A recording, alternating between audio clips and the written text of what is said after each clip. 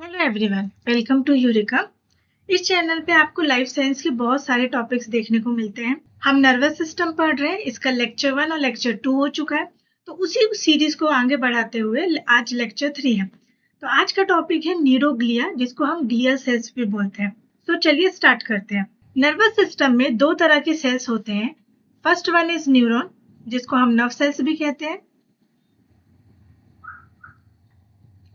Second one is neuroglia, जिसको हम glia cells भी कहते हैं। जैसे कि आप इस डायग्राम में देख रहे होंगे, ये जो एस्ट्रोसाइट्स हैं, माइक्रोग्लिया सेल्स हैं, ओलिगोडेंड्रोसाइट्स हैं, ये सारे न्यूरोग्लिया के टाइप्स हैं एंड ये पूरा न्यूरॉन सेल है। न्यूरोग्लिया सेल एक कनेक्टिव टिश्यू है नर्वस सिस्टम का। न्यूरोग्लिया सेल्स न्यूरॉन्स को बेसिकली सपोर्ट करने के लिए होती है। वो न्यूरॉन्स को फिजिकल और केमिकल डैमेज से बचाती हैं, न्यूरॉन्स को नरिश करती हैं, उसको ऑक्सीजन और फूड प्रोवाइड करती हैं ताकि न्यूरॉन्स हेल्दी बन सके। न्यूरॉन्स जिस फ्लूइड में रहते हैं उसको इंटरस्टिशियल फ्लूइड बोलते हैं और इस फ्लूइड को भी मेंटेन करने का काम न्यूरोग्लिया सेल्स का होता है। न्यूरोग्लिया सेल्स की कुछ प्रॉपर्टीज होती हैं, जैसे कि न्यूरोग्लिया सेल्स न्यूरॉन्स के कंपैरेटिवली स्मॉल होती हैं, बट इनका नंबर बहुत हाई होता है। So neuroglia cells are smaller in size than neurons, but इनका नंबर 5 to 25 टाइम्स ज्यादा होता है नर्वस सिस्टम में। एंड ऑल्सो वी नो कि न्यूरॉन्स के पास सेल डिवीजन की कैपेसिटी नहीं होती, जो हमने अपने प्रीवियस लेक्चर में डिस्कस किया है। बट न्यूरोग्लिया सेल्स के पास सेल डिवीजन की कैपेसिटी होती है, तो वो डिवाइड भी कर सकती हैं और अपना पॉपुलेशन साइज भी इंक्रीज कर सकती हैं। So they have cell division property. So अगर सेल में किसी तरह की कोई इंजरी हो जाती है और न्यूरॉन सेल डैमेज हो जाती है, उस केस में न्यूरोग्लिया सेल्स डिवाइड करके उस एरिया को फिल कर सकती हैं।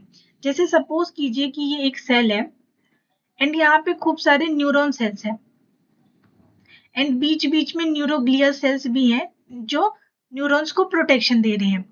एंड किसी तरह की कोई डिसीज या फिर कोई इंजरी हुई और ये दो न्यूरॉन सेल्स की डेथ हो गई, तो अब यहाँ पर आप देखेंगे कि डेथ होने के बाद ये जो एरिया है ये तो खाली रह गया और यहाँ पे पहले से जो न्यूरोग्लिया सेल्स थी वो तो है।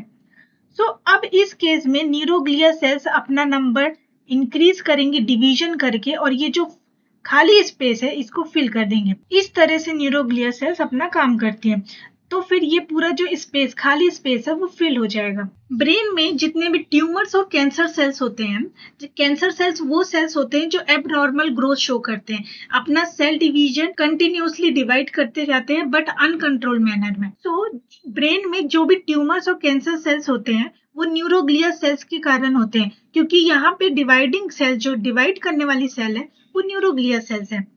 इसलिए न्यूरोग्लिया सेल से होने वाले जो कैंसर सेल्स होते हैं या ब्रेन ट्यूमर्स होते हैं उनको ग्लियोमास कहते हैं। It is a brain tumour.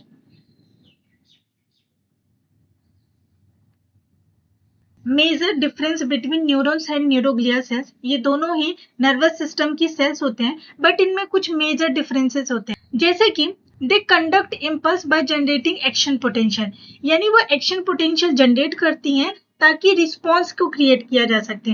But neuroglia cells they do not conduct impulses, वो किसी भी तरह के इम्पल्स को कंडक्ट नहीं करती है, ना ही एक्शन पोटेंशियल में उनका कोई रोल होता है।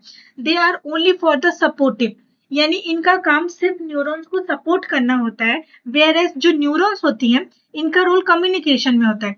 सेल टू सेल और न्यूरॉन टू न्यूरॉन जो कम्युनिकेशन होता है वो न्यूरॉन्स की वजह से होता है। नेक्स्ट पॉइंट इज कि इनका number comparatively to neuroglia cells ज्यादा होता है। जैसे कि हम जानते हैं कि न्यूरोग्लिया सेल्स 5 to 25 टाइम्स जो होती है न्यूरॉन सेल से ज्यादा होती है। एंड ऑल्सो न्यूरोग्लिया सेल्स में सेल डिवीजन की कैपेसिटी है बट न्यूरॉन्स के पास सेल डिवीजन की कैपेसिटी नहीं होती है। तो ये कुछ डिफरेंस थे न्यूरॉन्स और न्यूरोग्लिया सेल्स के बारे में। Next is types of neuroglia. So total 6 types के न्यूरोग्लिया सेल्स होते हैं। First one is microglia, second is oligodendrocyte,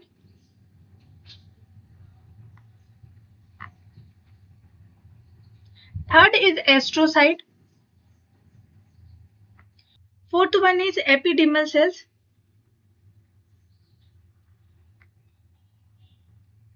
fifth one is Schwann cell, And last one is satellite cell. Microglia cell, oligodendrocyte, astrocytes and epidermal cells, ये चारों cell central nervous system में पाए जाते हैं, whereas Schwann cell and satellite cell peripheral nervous system में present होते हैं. अगर मैं एक न्यूरॉन का स्ट्रक्चर बनाऊं तो ये कुछ ऐसा होगा. ये सेल बॉडी है और ये वाला पोर्शन एक्सॉन का है. एक्सॉन में प्रोटीन और लिपिड की एक लेयर होती है, उस लेयर को हम माइलिन शीथ बोलते हैं, जो हमने अपने प्रीवियस लेक्चर में डिस्कस किया है.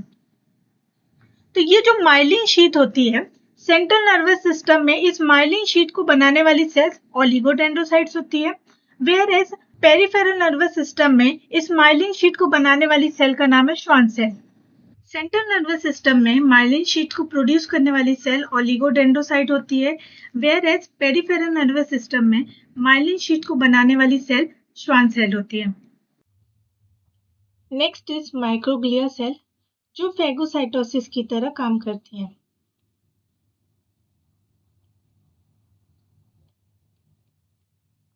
फेगोसाइटोसिस वो प्रोसेस है जिसमें फेगोसाइट्स जैसे कि मैक्रोफाज डैमेज टिश्यू को और माइक्रोब्स को एनग्लव कर लेते हैं, यानी उनको खा लेते हैं ताकि वो डिस्ट्रॉय हो सके.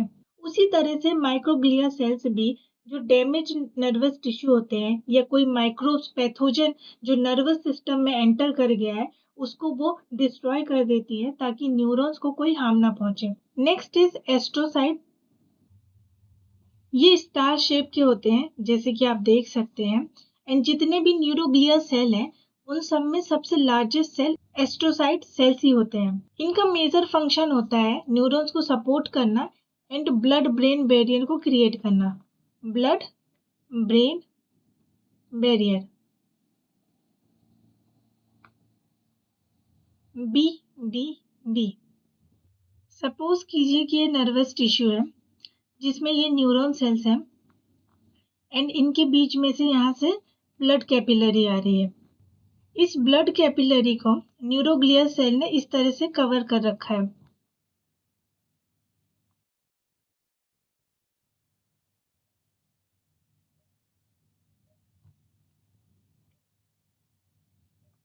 ये न्यूरोग्लिया सेल्स है जिसमें मोस्टली एस्ट्रोसाइट्स हैं एंड ये न्यूरॉन्स हैं. तो आप देख पा रहे हैं न्यूरॉन्स डायरेक्टली ब्लड वेसल के कांटेक्ट में नहीं आ पा रही हैं, क्योंकि इनके बीच न्यूरोग्लिया सेल है जिसने एक बैरियर और रुकावट क्रिएट कर रखा है.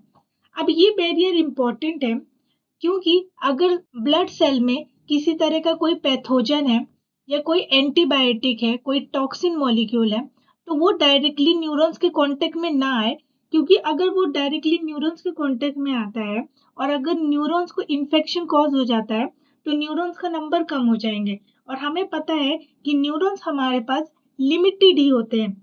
तो अगर न्यूरॉन्स का नंबर कम हुआ तो वो नर्वस सिस्टम के फंक्शन को अफेक्ट करेगा. तो इसलिए न्यूरॉन्स ब्लड वेसल के कांटेक्ट में ना आए ज्यादातर, इसलिए ये बैरियर क्रिएट किया जाता है जिसमें मेजर रोल प्ले करती हैं एस्ट्रोसाइट्स. कुछ मॉलिक्यूल्स हैं जैसे कि glucose, oxygen, carbon dioxide etcetera, ये ब्लड ब्रेन बैरियर को क्रॉस कर जाती हैं. बट कुछ मॉलिक्यूल्स जैसे एंटीबायोटिक ड्रग्स, ये ब्लड ब्रेन बैरियर को क्रॉस नहीं कर सकती हैं. जैसा कि इस डायग्राम में आप देख रहे हैं, ये न्यूरॉन सेल्स है.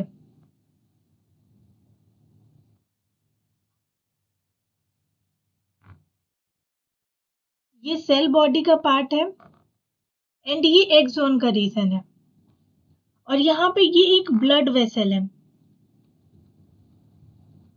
तो यहाँ पे न्यूरॉन्स और ब्लड वेसल के बीच में एक न्यूरोग्लिया सेल्स यानी कि एस्ट्रोसाइट्स ने एक बैरियर बना के रखा है जिससे कि इन दोनों का आपस में कांटेक्ट नहीं हो पा रहा है. तो अगर कोई पैथोजन जो ब्लड वेसल के थ्रू ट्रेवल कर रहा है वो डायरेक्टली न्यूरॉन्स को हार्म नहीं पहुंचा सकता, और जिससे कि न्यूरॉन्स अफेक्ट नहीं होंगी और नर्वस सिस्टम अपना फंक्शन प्रॉपरली करता रहेगा. सो in the neuron, astrocytes secrete chemicals that appear to regulate the growth, migration, interconnection among neurons in the brain, यानी कि एस्ट्रोसाइट कुछ ऐसे केमिकल्स को सिक्रीट करती हैं जो न्यूरॉन्स की ग्रोथ, माइग्रेशन यानी कि उसका मूवमेंट और इंटरकनेक्शन को रेगुलेट करता है। Next is astrocytes help to maintain the appropriate chemical environment for the generation of nerve impulses such as potassium ion, यानी कि नर्व इम्पल्स की जनरेशन के लिए हमें कुछ आयंस का कॉन्सेंट्रेशन चाहिए होता है ताकि वो एक्शन पोटेंशियल को जनरेट कर सके, जैसे कि पोटेशियम आयन। एंड इस आयनिक इन्वायरमेंट को मेंटेन करने का काम एस्ट्रोसाइट्स करती है। नेक्स्ट इज एस्ट्रोसाइट में also play a role in learning and memory by influencing the formation of neural synapses. मतलब साइनेप्सिस वो एरिया है, वो पॉइंट है जहाँ पे दो न्यूरॉन्स मिलती हैं, यानी दो न्यूरॉन्स की जंक्शन वाला पॉइंट को हम साइनेप्सिस बोलते हैं।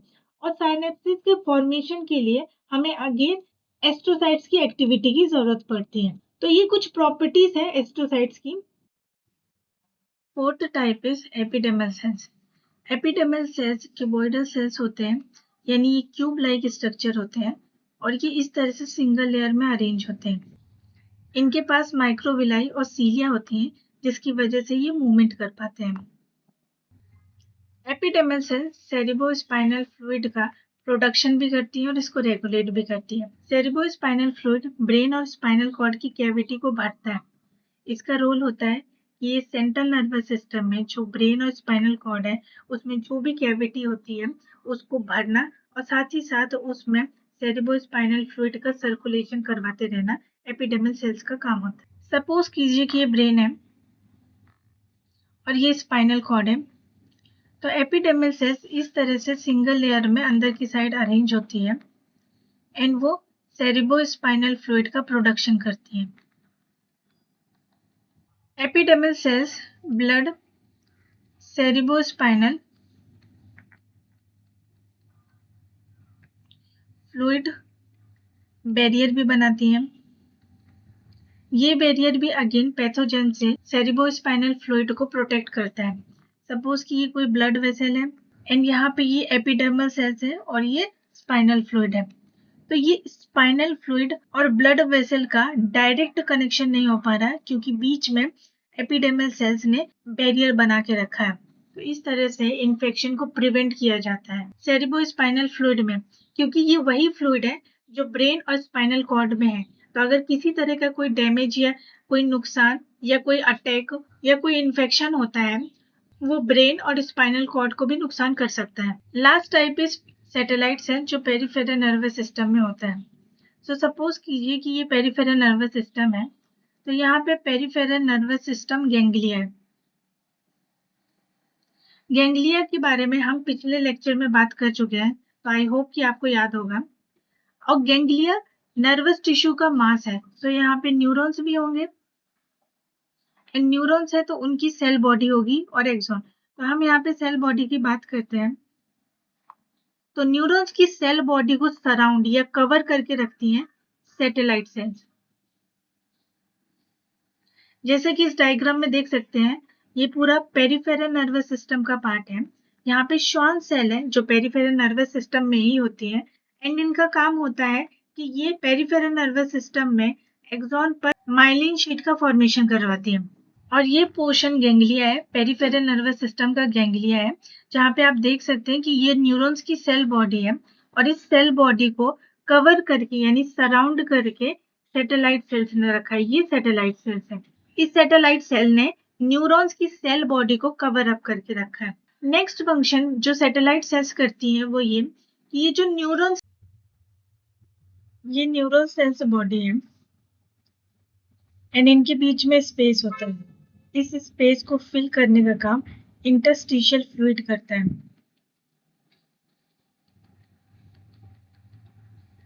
सो न्यूरल सेल बॉडी जो है और ये जो इंटरस्टिशियल फ्लूइड है, इन दोनों के बीच में कुछ मटेरियल का एक्सचेंज होता है। उस एक्सचेंज को रेगुलेट करने का काम भी सैटेलाइट सेल्स ही करती हैं। रेगुलेशन का काम करती हैं। सो यानी सैटेलाइट सेल्स के दो बेसिक फंक्शन होते हैं। एक की न्यूरल सेल बॉडीज को सराउंड करके रखना, सेकेंड कि इनके बीच में जो एक्सचेंज होता है उस एक्सचेंज को रेगुलेट करना, उसको रेगुलरली मॉनिटर करते रहना। तो इस तरह हमने 6 टाइप ऑफ न्यूरोग्लिया सेल्स को पढ़ लिया। अब चलिए इसकी एक समरी देख लेते हैं। 6 टाइप की न्यूरोग्लिया सेल्स हैं एंड सबका अलग अलग फंक्शन है। अगर उन सारे फंक्शन को हम सम अप करें तो हम कह सकते हैं कि न्यूरोग्लिया सेल्स जो है वो सपोर्ट प्रोवाइड करती है न्यूरॉन्स को।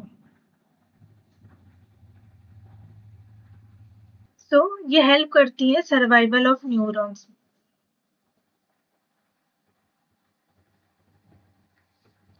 Next is neuroglia cells myelin sheath form करती हैं सेंट्रल नर्वस सिस्टम में एंड पेरिफेरल नर्वस सिस्टम में। सेंट्रल नर्वस सिस्टम में माइलिन शीट बनाने वाली सेल्स ओलिगोडेंड्रोसाइट्स है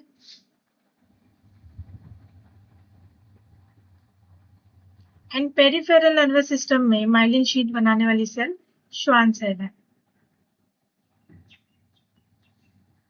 माइलिन शीट जो है वो एक्सॉन को डायरेक्ट करती है कि वो अपने टारगेट सेल के पास जा सके।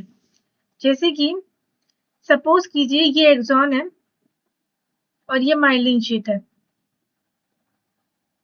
तो जो भी मॉलिक्यूल्स का या इम्पल्स का मूवमेंट हो रहा है वो इस डायरेक्शन में हो, यानी एक्सॉन से होता हुआ वो अपने टारगेट सेल पे पहुंच सके, इस तरह की चीजों को डायरेक्ट करती है माइलिन शीट। सो मैं कह सकती हूँ कि myelin sheet directing axon to their targets. Next is neuroglia cells phagocytosis करती है और ये मेनली माइक्रोग्लिया सेल्स करती हैं। Neuroglia cells blood brain barrier भी बनाती हैं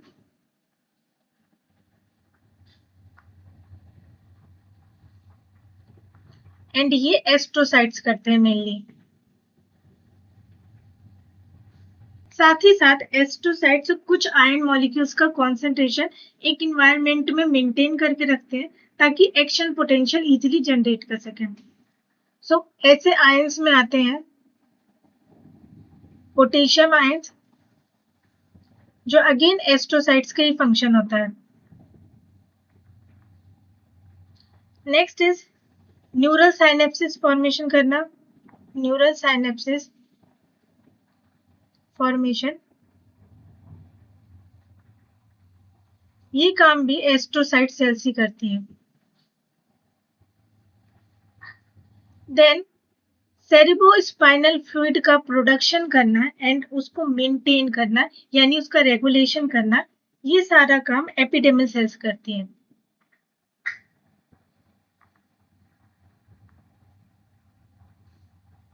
next is blood cerebrospinal fluid barrier बनाना, ये काम भी एपिडेमल सेल्स ही करती हैं।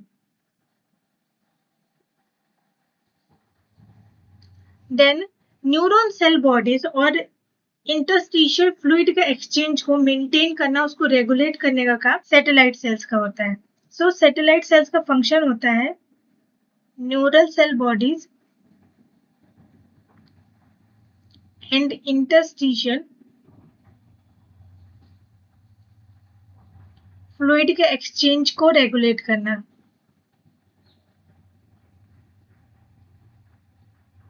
This is done by satellite cells. तो ये कुछ बेसिक फंक्शंस हैं जो न्यूरोग्लिया सेल्स कोऑर्डिनेशन मैनर में करती हैं। न्यूरोग्लिया सेल्स एक बहुत ही इंपॉर्टेंट टॉपिक है, इसमें लाइफ साइंस के हर एग्जाम में इससे क्वेश्चंस पूछे जाते हैं। तो अब देख लेते हैं कुछ क्वेश्चंस को। ये क्वेश्चन CSIR जून 2022 का है, शिफ्ट 1। इसमें पूछा गया है following are the statement made about major functions of some of the neuroglia in a normal condition, यानी नीचे यहाँ पे कुछ न्यूरोग्लिया के फंक्शंस को मेंशन किया गया है जो वो नॉर्मल कंडीशन में परफॉर्म करती हैं। तो क्वेश्चन है which of the following option represents the combination of incorrect statements, यानी हमें इन चारों ऑप्शन में से इनकरेक्ट स्टेटमेंट को ढूंढना है। So option A is oligodendrocytes help maintain potassium level and contribute to the blood brain barrier। अगर आपने लेक्चर को अच्छे से सुना है तो आपको पता होगा कि ब्लड ब्रेन बैरियर ओलिगोडेंड्रोसाइट्स नहीं एस्ट्रोसाइट्स करते हैं। और पोटेशियम लेवल को मेंटेन करने का काम भी एस्ट्रोसाइट्स का ही होता है। इस अकॉर्डिंग ऑप्शन ए जो है वो गलत हो गया और हमें इनकरेक्ट ऑप्शन को ही ढूंढना है। तो जिस ऑप्शन में हमारा ऑप्शन ए है यानी वो इस क्वेश्चन के लिए हमें सही होगा। तो यहाँ पर है तो हमारा ये भी आंसर हो सकता है, ये भी, बट फोर्थ ऑप्शन नहीं हो सकता क्योंकि इसमें ऑप्शन ए नहीं है। स्टेटमेंट बी है microglia are capable of movement and phagocytosis of pathogens and damage tissue. So yes, microglia जो है वो फैगोसाइटोसिस करवाती हैं। ये स्टेटमेंट एकदम करेक्ट है। सो बी स्टेटमेंट करेक्ट है यानी ये हमारे ऑप्शंस में नहीं होना चाहिए, तो ये ऑप्शन एलिमिनेट हो जाता है। नेक्स्ट सी स्टेटमेंट है astrocytes produce the myelin sheet to electrically insulate neurons of central nervous system. Astrocytes myelin sheet produce नहीं करते हैं। सेंट्रल नर्वस सिस्टम में माइलिन शीट प्रोड्यूस करने वाली सेल्स ओलिगोडेंड्रोसाइट्स होती है, ना कि एस्ट्रोसाइट्स। इसलिए ये वाला स्टेटमेंट गलत हो जाता है। जिसमें स्टेटमेंट ए और सी है वही हमारा इस क्वेश्चन के लिए राइट आंसर है। This one is correct statement. Fourth option देखते हैं ependymal cells which are ciliated are involve in the circulation of cerebrospinal fluid. तो यस, ये स्टेटमेंट एकदम सही है। एपिडेमल सेल्स जो है वो सेरिब्रोस्पाइनल फ्लूइड का सर्कुलेशन को रेगुलेट करती है ब्रेन और स्पाइनल कॉर्ड में। अगर आपको स्टार्टिंग के 3 ऑप्शन भी पता है तो आप राइट आंसर में पहुंच जाएंगे। तो इस क्वेश्चन के लिए राइट आंसर है ऑप्शन 2। नेक्स्ट क्वेश्चन इज ये गेट 2022 का लाइफ साइंस का क्वेश्चन है। इस क्वेश्चन में कॉलम 1 पे सेल्स के नाम है, कॉलम 2 पे सोर्स के नाम है एंड कॉलम 3 पर इनके फंक्शंस दिए गए हैं। हो सकता है आपको लीडिंग सेल्स, ओएन सेल्स एंड न्यूमोसाइट्स के बारे में ना पता हो, बट हमने माइक्रोग्लिया सेल्स पढ़ा है। तो अब देखना ये है कि क्या सिर्फ माइक्रोग्लिया सेल्स की इंफॉर्मेशन से ये क्वेश्चन सॉल्व हो सकता है। तो चलिए देखते हैं। हमारा स्टेटमेंट है माइक्रोग्लिया सेल यानी कि कॉलम 1 से ऑप्शन पी। देन कॉलम 2 में इसका सोर्स लंग्स नहीं होते, आइस नहीं होते, ब्रेन्स होते हैं जो हमने पढ़ा है, और टेस्टिस भी नहीं होती। तो कॉलम 2 से ऑप्शन 3। नेक्स्ट कॉलम 3 में इनका फंक्शन विजुअल ट्रांसडक्शन नहीं होता, हार्मोन सिक्रीशन नहीं होता, फैगोसाइटोसिस होता है। तो ऑप्शन सी गैसियस एक्सचेंज भी नहीं होता है। तो हमें ऐसा स्टेटमेंट ढूंढना है इनमें से जिसमें ये वाला पॉइंट को ये रखते हो। तो ऑप्शन ए में पी के साथ 3rd है, ठीक है, बट बी नहीं, हमें सी चाहिए, तो ये स्टेटमेंट नहीं होगा। ऑप्शन बी में पी के साथ 2nd है, तो ये भी ऑप्शन करेक्ट नहीं है। सी वाले ऑप्शन में पी के साथ 1 है, तो ये भी करेक्ट नहीं है। डी ऑप्शन में पी के साथ 3 है और सी भी है, दोनों है, यानी ये हमारा राइट आंसर है। तो अगर आपको सिर्फ माइक्रोग्लिया सेल्स के बारे में भी पता है तो भी आप इस क्वेश्चन को अटेम्प्ट कर सकते हैं। तो इस क्वेश्चन के लिए हमारा राइट आंसर है ऑप्शन 4। नेक्स्ट क्वेश्चन ये डीबीटी 2022 का क्वेश्चन है। Which of the following is not a function of the glial cells in the brain. इनमें से कौन सा फंक्शन ग्लियल सेल्स नहीं करती हैं। तो first one is transporting neurotransmitter vesicles from soma to terminus. Neuroglial cells support करती है न्यूरॉन्स का, बट ये किसी भी तरह के कम्युनिकेशन में इन्वॉल्व नहीं होती है। जो न्यूरोट्रांसमीटर्स होते हैं ये जनरली कम्युनिकेशन में इन्वॉल्व होते हैं, तो इसलिए ये ऑप्शन करेक्ट नहीं है और हमें इसमें इनकरेक्ट ऑप्शन ही चाहिए। इस क्वेश्चन के लिए राइट आंसर फर्स्ट वाला हो गया। दूसरे स्टेटमेंट्स देखते हैं। It direct axon to their target. So yes. Next is promoting the survival of nascent neurons. ये बात तो हम स्टार्टिंग से कर रहे हैं। ग्लियल्स का काम ही न्यूरॉन्स को सपोर्ट करना है, उनके सर्वाइवल रेट को बढ़ाना है। Last point is forming the synapsis. तो yes, glial cell synapsis form करती है एंड इसमें एस्ट्रोसाइट्स सेल्स सबसे ज्यादा मेजर रोल प्ले करते हैं। तो इस तरीके से हमने न्यूरोग्लियल सेल्स का थ्योरी और उसका एप्लीकेशन भी देखा प्रीवियस ईयर क्वेश्चंस में। ये टॉपिक बहुत इंपॉर्टेंट है सारे ही लाइफ साइंस के एग्जाम्स के लिए। तो आई होप कि आपको ये लेक्चर समझ में आया होगा और अच्छा लगा होगा। अगर आपको ये लेक्चर पसंद आया तो प्लीज इसे लाइक और सब्सक्राइब कीजिए। वीडियो देखने के लिए थैंक यू।